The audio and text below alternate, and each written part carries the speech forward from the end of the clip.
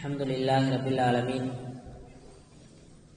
Assalatu wassalamu ala rasulil kareem wa ala alihi wa sahbihi ajma'in, amma ba'd. A'udhu billahi minash shaitanir rajim. Bismillahirrahmanirrahim. Wa inna min ahlil kitabi illa la yu'minanna bihi qabla mautihi wa yawmal qiyamati yakunu alaihim shahida. Suratul Nisa 159வது வசனம். இந்த வசனத்தினுடைய தமிழாக்கம், தமிழ் தர்ஜுமா,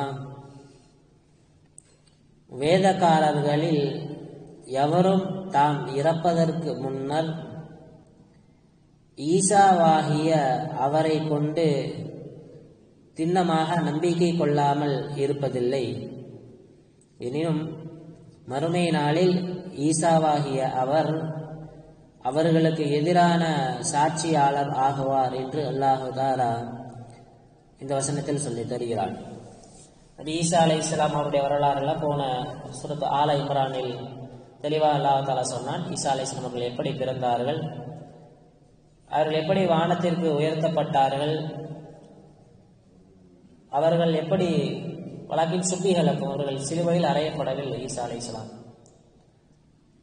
காட்டி கொடுக்க வந்த அந்த நபன் அவனுக்கு அல்லாஹ் தஆலா தோற்றத்தை மாற்றினான் அப்படின்னு ஒரு வரலாறு இது. இன்னொரு வாரம் தன்னுடைய தோழர்கள்ட்டே கேட்டாங்க, என்னுடைய தோற்றத்தை யார் எடுத்துக்கிறீங்களோ அவங்களுக்கு சொர்க்கத்தில் நான் உயர்ந்த இடத்தை பெற்று தருவேன் அப்படின்னா அந்த தோழர்களில் ஒரு ஆள் அவர்களுடைய தோற்றத்தை எடுத்துக்கிட்டு ஈசா அலைஹிஸ்ஸலாம் வானத்தின் முகம் உயர்த்தப்பட்டதற்கு பின்னால் அவரை தான் செஞ்சாங்க, அடித்தாங்களே தவிர ஈசா அலைஹிஸ்ஸலாம் அவர்கள் அம்மா சலபோகும் வழக்கின் சுப்பிகளுக்கும் அவர்களுக்கு ஒப்பாக காட்டப்பட்டுச்சு. இப்போ ஈசா அலைஹிஸ்ஸலாம் அவர்களை கொண்டு எல்லாருமே என்ன செய்யறாங்க, எல்லாருமே நம்பிக்கை கொள்ளாமல் இருப்பதில்லை என்று அல்லாஹ் தஆலா இந்த வசனத்தில் சொல்லித் தருகிறான். நபி ஈசா அலைஹிஸ்ஸலாம் அவர்கள் கியாமத் நாளின் போது இறங்குவார்கள். இறங்குகின்ற ஈசா அலைஹிஸ்ஸலாம் அவர்கள் குறித்தும் ஈசா அலைஹிஸ்ஸலாம் ஏன் இறங்குகிறார்கள் என்கின்ற காரணம் குறித்தும் நபி ஸல்லல்லாஹு அலைஹி வஸல்லம் அவர்கள் தெளிவாக ஈசா அலைஹிஸ்ஸலாம் இறங்குற விஷயங்களையும் அவங்க ஏன் இறங்க போறாங்க, அவங்களுடைய வேலை என்ன அப்படின்றத ரசூல் ஸல்லல்லாஹு அலைஹி வஸல்லம் தெளிவாக விளக்கி இருக்கிறாங்க. நபி ஸல்லல்லாஹு அலைஹி வஸல்லம் அவர்கள் சொல்வார்கள், நபிமார்கள் எல்லாருமே தந்தை வழியில ஒரு வகையில சகோதரர்களாக வரணும். நபிமார்கள் ஆதம் அலைஹிஸ்ஸலாம் அவங்கள்ட்ட இருந்து கடைசியாக வந்த ரசூல் ஸல்லல்லாஹு அலைஹி வஸல்லம் அவர்கள் வரை எல்லாருமே ஒரு வகையில தந்தை வழி சகோதரர்கள். அவங்க தந்தை வழியை பார்த்தா அப்படியே ஆதம் அலைஹிஸ்ஸலாம் அவர்கள் வந்து ரசூல் ஸல்லல்லாஹு அலைஹி வஸல்லம் அவங்க வரைக்கும் தந்தை வழியா சகோதரர்களா வருவாங்க. அப்படி சொன்ன நபி ஸல்லல்லாஹு அலைஹி வஸல்லம் ஈசா அலைஹிஸ்ஸலாம் அவங்களும் நானும் ரொம்ப நெருக்கமானவங்க. ஏன்னா எனக்கும் அவங்களுக்கு மத்தியில் வேற எந்த நபியும் வரல, அவங்களுக்கு அடுத்து வந்த நபி நான் தான். அதனால நானும் ஈசா அலைஹிஸ்ஸலாம் அவர்களும் ரொம்ப நெருக்கமானவர்கள். ஈசா அலைஹிஸ்ஸலாம் அவங்க எப்படி இருப்பாங்க, ரொம்ப உயரமாக இருக்க மாட்டாங்க, ரொம்ப குள்ளமாக இருக்க மாட்டாங்க, நடுத்தர உயரமாக இருப்பார்கள். ரொம்ப சிகப்பும் கிடையாது, ரொம்ப கருப்பும் கிடையாது, நடுத்தர நிறமுடையவர்கள்.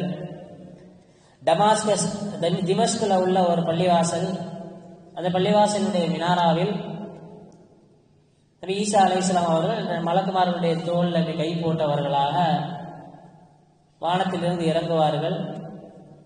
இறங்குகின்ற பொழுது ஈசா அலைஹிஸ்ஸலாம் அவங்களுடைய முடியில் அப்படி வேர்வை சொட்ட சொட்ட நபி ஈசா அலைஹிஸ்ஸலாம் அவர்கள் இறங்குவார்கள். ஈசா அலைஹிஸ்ஸலாம் அவங்க இறங்கக்கூடிய அந்த நேரத்தில் உலகத்தில் வேற எந்த மார்க்கமும் இருக்காது, இஸ்லாமிய மார்க்கம் மட்டும்தான் இருக்கும். அப்ப அந்த நேரத்தில் அல்லாஹ் தஆலா எல்லா விஷ ஜந்துக்களுடைய விஷயத்தையும் அல்லாஹ் தஆலா எடுத்துருவான். எந்த ஒரு மனிதர்கள்ட்ட மட்டும் இல்ல, விலங்கினங்கள்ட்டையும் பசாது எதுவுமே இருக்காது. எந்த அளவுக்குன்னா ஓனாய், சிங்கம் எல்லாம் ஒன்னா, ஆடு மாடு எல்லாம் ஒரே இடத்துல மேய்ச்சிக்கிட்டு இருக்கும். அதே மாதிரி சின்ன பிள்ளைங்க பாம்பை பிடிச்சு அதனுடைய வாயில வச்சு வாய்க்குள்ள பொருளை வச்சு விளையாண்டுகிட்டு இருப்பாங்க. அல்லாஹ் தஆலா அந்த நேரத்துல விஷ ஜந்துக்களுடைய விஷயத்தையும் எல்லா மனிதர்களுக்கு மட்டுமல்ல விலங்கினங்களுக்கும் சேர்த்து அல்லாஹ் தஆலா ஒற்றுமையை கொடுத்துருவாங்க. சிங்கமும் ஒட்டகமும் ஒரே இடத்துல மேய்ச்சிக்கிட்டு இருப்போம், ஓனாயும் ஆடும் ஒரே இடத்துல மேய்ச்சிக்கிட்டு, சின்ன குழந்தைங்க பாம்பினுடைய வாயில கை வச்சு விளையாண்டுகிட்டு இருப்பாங்க. விஷ ஜந்துக்களுடைய விஷயம் எடுக்கப்படும். அப்போ வர்ற ஈசா அலைஹிஸ்ஸலாம் அவர்கள் 40 வருடங்கள் தங்குவார்கள் என்று ஹதீசுகளில் உள்ளது. சில ஹதீசுகள்ல அதுக்கு அதிகமாகவும் தங்குவார்கள் என்ற அறிவிப்பு இருக்குது. அப்ப ரசூல் ஸல்லல்லாஹு அலைஹி வஸல்லம் ஒரு பெரிய ஹதீஸ் இது. நபி ஸல்லல்லாஹு அலைஹி வஸல்லம் சொல்றாங்க, ரோமர்கள் சாஃபிக் அப்படின்ற ஒரு இடத்துல படையை இட்டு இருப்பார்கள், முகாமிட்டு இருப்பார்கள். அந்த படையை வெற்றி கொள்வதற்காக மதீனாவிலிருந்து ஒரு படை கிளம்பி வரும். ரெண்டு பேருக்கும் போர் நடக்கும். போரில் அந்த படையில 3ல் 1 பங்கு என்ன செய்வாங்கன்னு சொன்னா திரும்பி ஓடிடுவாங்க, புறம்போது காட்டி ஓடிடுவாங்க. அந்த 3 படையில 1 பங்கு படை என்ன செய்வாங்கன்னா அந்த போர் செய்யப்பட்டு ஷஹீதாயிருவாங்க. 3வது படை கடைசி அந்த ரோமர்களுடைய படையை வெற்றி கொள்ளும்.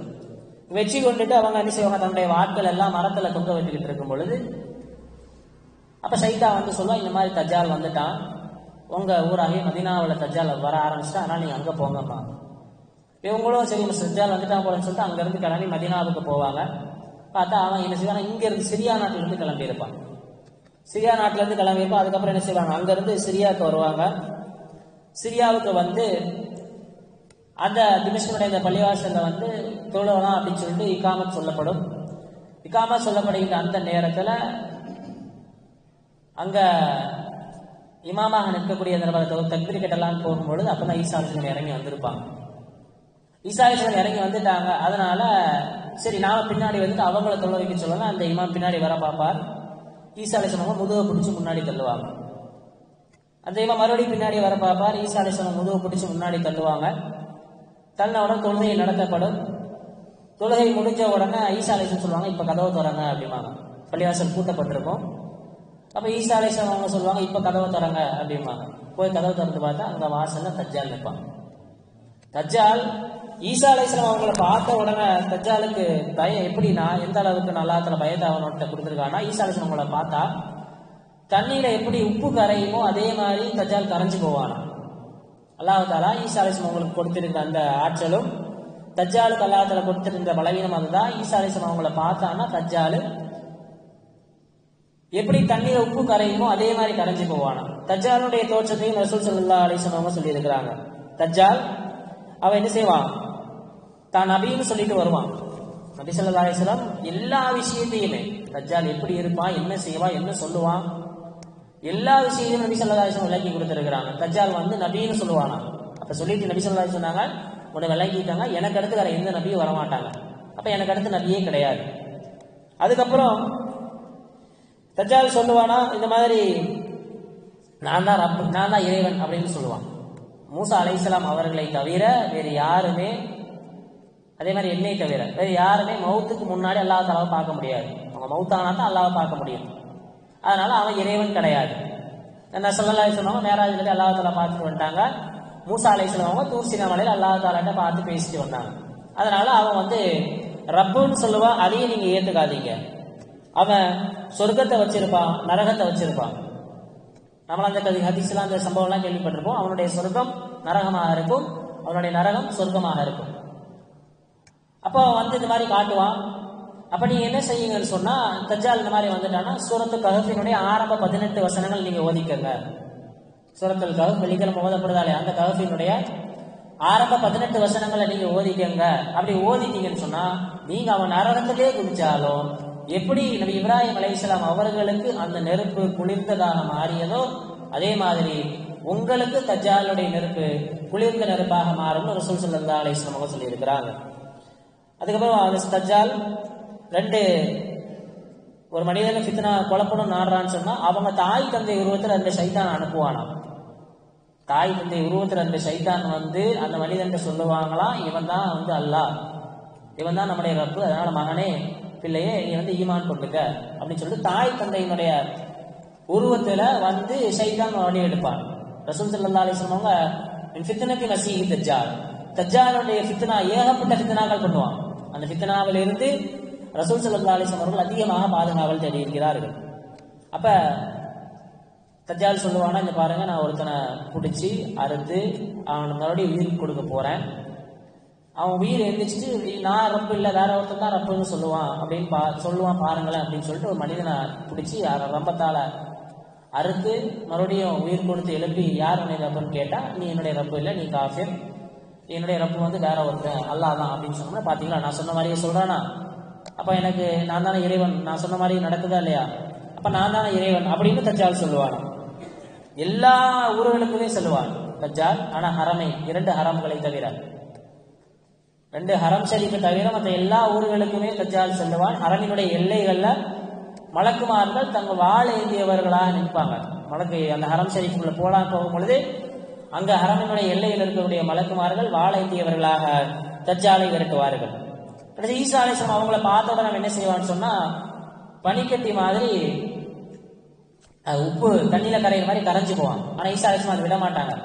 அல்லாஹ் தஆலா என்னை அனுப்புனதே உன்னை கொலை செய்யத்தான், நீ இந்த மாதிரி கரைஞ்சு போயிட்டேன்னு சொன்னா எனக்கு என்ன வேலை, அல்லாஹ் தஆலா என்னை அனுப்புனதே உன்னை கொலை செய்யத்தான் என்பதாக நபி ஈசா அலைஹிஸ்ஸலாம் அவர்கள் செல்லுவார்கள். விரட்டி சென்று அந்த தஜ்ஜாலை கொலை செய்வார்கள் என்று ரசூல் ஸல்லல்லாஹு அலைஹி வஸல்லம் அவர்கள் ஹதீஸிலே சொல்லியிருக்கிறார்கள். தஜ்ஜால் அவன் ஆவர், ஒரு அந்த ஒற்றை கண்ணன், அவனுடைய நெத்தியில காஃப் அலிஃப் ஃபாரா காஃபிர் என்பதாக எழுதப்பட்டிருக்கும்.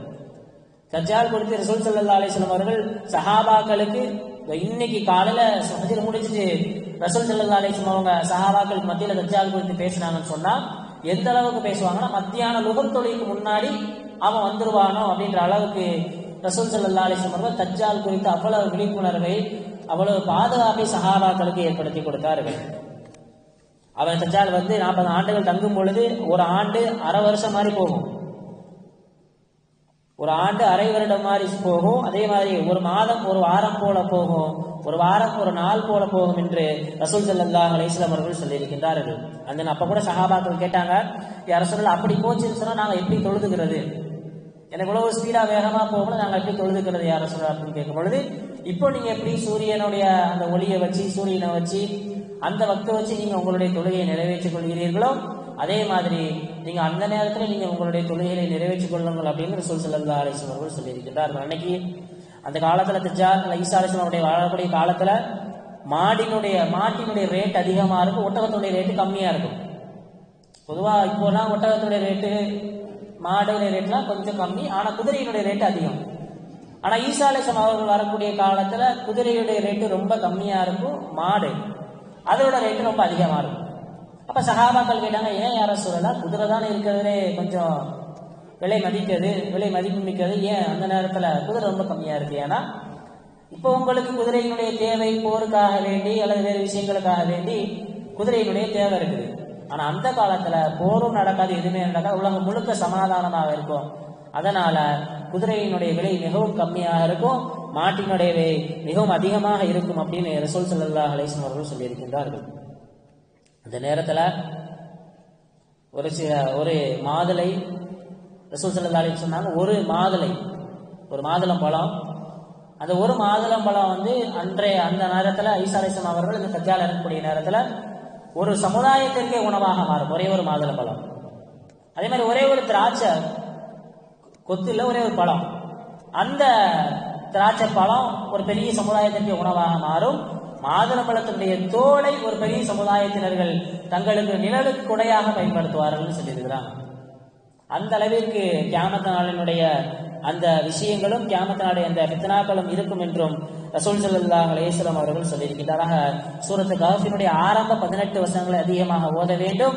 தஜ்ஜாலினுடைய ஃபித்னாவிலிருந்து அல்லாஹ்விடத்தில் அதிகமாக பாதுகாப்பு கேட்க வேண்டும் என்பதாக அல்லாஹ் தஆலா இந்த வசனத்தின் மூலமாக நமக்கு சொல்லித் தருகிறானாக. கண்ணியமிக்க அல்லாஹ்வின் அடியார்களே, எல்லாம் வல்ல ரப்புல் ஆலமீன் இது போன்ற ஆயத்துகள் சொல்லித் தரக்கூடிய பாடங்களையும் படிப்பினைகளையும் தெரிந்து அதன்படி அமல் செய்யக்கூடிய பாக்கியத்தை அல்லாஹ் தஆலா நம் அனைவருக்கும் தந்தல் வரிவானாக. ஆகிர தஅவானா அல்ஹம்துலில்லாஹி ரப்பில் ஆலமீன். சுப்ஹானல்லாஹி வ பிஹம்திஹி சுப்ஹானக அல்லாஹும்ம பிஹம்திக அஷ்ஹது அன் லா இலாஹா இல்லா அன்த அஸ்தக்ஃபிருக வ அத்தூபு இலைக். சுப்ஹான ரப்பிக ரப்பில் இஸ்ஸத்தி அம்மா யசிஃபூன். ஸலாமுன் அலல் முர்ஸலீன் வல்ஹம்துலில்லாஹி ரப்பில் ஆலமீன். ஸல்லல்லாஹு அலா முஹம்மத் ஸல்லல்லாஹு அலைஹி வஸல்லம். ஸல்லல்லாஹு அலா முஹம்மத் ஸல்லல்லாஹு அலைஹி வஸல்லம்.